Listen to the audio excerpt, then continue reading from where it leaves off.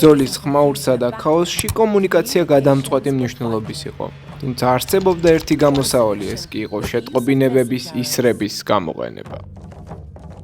სიგნალის ისრებს შეეძლოთ შეტყობინებების გადაცემა საკუთარ ჯარისკაცებთან. ის არის გადაადგილდებოდა უფრო სწრაფად, ვიდრე ადამიანი, უფრო სწრაფად, ვიდრე ცხენი. ეს ბრძოლის ცხელწერტილში კომუნიკაციის ყველაზე სწრაფი გზა იყო. სასიგნალო ისრები მჭრელი არ იყო, რაც ყველაზე მნიშვნელოვანია კი ისინი გამოსცემდნენ სპეციალურ ხმას მისვლისა და დაცემის დროს, მაგრამ ისინი მხოლოდ წერილობითი შეტყობინებების გადასაცემად არ გამოიყენებოდა. როდესაც ისრებს ჯგუფურად ისროდნენ, მათ ხმას შეეძლო საკმარისად ხმამაღალი ყოფილიყო, რომ პატარა მეომართა ჯგუფისთვის მიეთითებინა, სად და როდის დაეწყოთ შეტევა. როდესაც ხმას გაიგონებდნენ, ისინი შეეჩეხებოდნენ და შეუტევდნენ იმ ადგილს, სადაც ისრები დაეცემოდა.